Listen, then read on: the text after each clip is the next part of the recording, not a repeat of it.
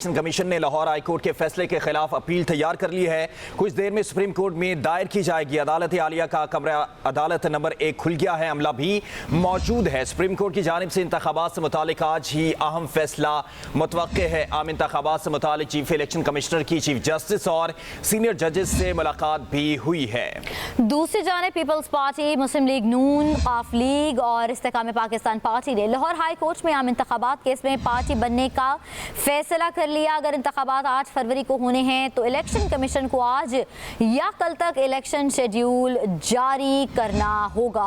आपको अहम खबर से अपडेट कर रहे हैं कि इलेक्शन कमीशन ने लाहौर हाई कोर्ट के फैसले के खिलाफ अपील तैयार कर ली है और कुछ देर में सुप्रीम कोर्ट में दायर भी की जाएगी। अदालत आलिया का कमरा अदालत नंबर 1 खुल गया है, अमला भी मौजूद है। मजीद तफसीलात जानते हैं वसीम मलिक से। वसीम बताइएगा, कमरा का अदालत नंबर जो 1 है वो खुल गया है और अमला भी मौजूद है, तो अब क्या नई ताज़ा तरीन सूरत हाल आप देख रहे हैं?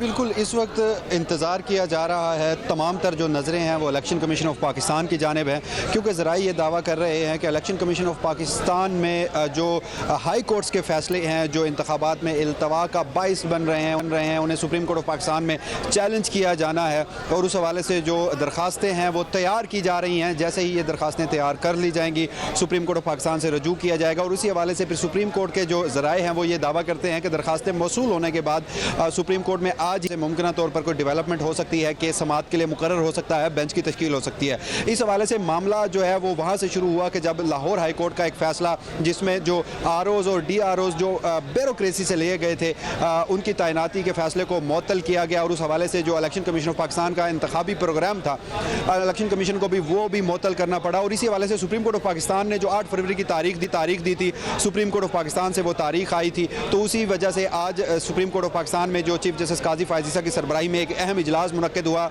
जस्टिस इजाजुल एहसन और जस्टिस सरदार तारिक मसूद जो सुप्रीम कोर्ट ऑफ पाकिस्तान के सीनियर तरीन 2 जजेस हैं उनके साथ मुशावरत की गई और उसके बाद फिर चीफ इलेक्शन कमिश्नर को भी तलब किया गया। अटॉर्नी जनरल ऑफ पाकिस्तान भी यहाँ पहुँचे और तफसीली मुशावरत भी की गई और इस हवाले से अब जो जजेस हैं वो इस वक्त भी सुप्रीम कोर्ट ऑफ पाकिस्तान में मौजूद हैं। तीनों मुअज़्ज़ज़ जजेज और अटॉर्नी जनरल ऑफ पाकिस्तान का जो अमला है वो भी सुप्रीम कोर्ट ऑफ पाकिस्तान में मौजूद है, एडिशनल अटॉर्नी जनरल भी मौजूद हैं। तो अब इंतज़ार यही किया जा रहा है कि इलेक्शन कमीशन ऑफ पाकिस्तान की जानिब से जब ये दरखास्तें दायर कर दी जाएंगी तो उस हवाले से कोई बड़ी डेवलपमेंट सामने आ सकती है। मगर इसके अलावा अगर दूसरी सूरत में देखा जाए कि इलेक्शन कमीशन ऑफ पाकिस्तान आज के रोज़ कोई दरखास्त दायर नहीं करता या ऐसा करना मुमकिन नहीं हो पाता तो कल 3 बजे तक इलेक्शन कमीशन ऑफ पाकिस्तान के पास वक्त है कि वह इंतखाबी स्केजुअल जारी कर सकता है। अगर कल 3 बजे से पहले इंतखाबी स्केजुअल जारी ना हुआ तो 8 फरवरी के जो इंतखाबात हैं वो मुमकिन नहीं रहेंगे। 54 दिन का जो एक स्केजुअल है वो देना लाजमी होता है। तो इस हवाले से अब मामला लाहौर हाई कोर्ट में भी पेंडिंग है। जो है अब इलेक्शन कमीशन के कोर्ट में है, अगर 8 फरवरी में इलेक्शन होने हैं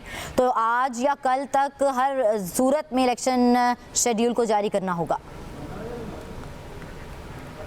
जी बिल्कुल, हर सूरत में ही इलेक्शन स्केजुअल जारी करना होगा और उसके लिए लाहौर हाई कोर्ट का जो फैसला है उसे सुप्रीम कोर्ट ऑफ पाकिस्तान से मुअत्तल होना होगा। इस हवाले से एक और अदालती नज़ीर भी है। कानूनी और आइनी मामलात का तीनों जज साहिबान जायज़ा तो ले रहे हैं क्योंकि इस वक्त लाहौर हाई कोर्ट का एक 5 रुकनी लार्जर बेंच उसी मामले पर बन चुका है। 18 दिसंबर को उसकी समाअत रखी गई है। तो जब लाहौर हाई कोर्ट में ये मामला ज़ेर इल्तवा है तो क्या सुप्रीम कोर्ट ऑफ पाकिस्तान खुद से कोई इस पर कार्रवाई कर सकती है, मुदाखलत कर सकती है या जो दरखास्तें हैं उसे एंटरटेन कर सकती है? क्योंकि गुज़श्ता हमने देखा जब पंजाब और खैबर पख्तूनख्वा के इंतखाबात का मामला था उस वक्त के चीफ जस्टिस उमर अता बंदयाल ने 22 फरवरी को एक आज खुद नोटिस लिया था, लेकिन उस वक्त जो मामला था वो लाहौर हाई कोर्ट में भी पेंडिंग था। तो सुप्रीम कोर्ट के कुछ जजेस ने वो आज खुद नोटिस मुस्तरद करके बेंच से अलहदगी इस सूरत में इख्तियार की थी कि जब आर्टिकल 199 के तहत मामला हाई कोर्ट में पेंडिंग हो तो सुप्रीम कोर्ट मुदाखलत नहीं कर सकती। ताहम इस बार सूरत हाल थोड़ी सी तब्दील इसलिए है कि हाई कोर्ट फैसला होने से कबल ही सुप्रीम कोर्ट ऑफ पाकिस्तान की जानिब से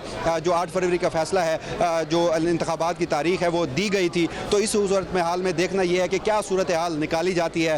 इलेक्शन कमीशन ऑफ पाकिस्तान की अगर कोई दरखास्तें आती हैं तो वो क्या कोई एंटरटेन भी होती हैं और उस हवाले से अब तमाम तर नज़रें, आपने बिल्कुल दुरुस्त कहा, इलेक्शन कमीशन ऑफ पाकिस्तान की जानिब हैं कि वहाँ से दरखास्त आए और फिर यहाँ सुप्रीम कोर्ट ऑफ पाकिस्तान में कोई बड़ी डेवलपमेंट हो, क्योंकि ज़राए सुप्रीम कोर्ट ऑफ पाकिस्तान यही बता रहे हैं कि जब तक कोई दरखास्तें नहीं आती मामला जो है आगे नहीं बढ़ सकता।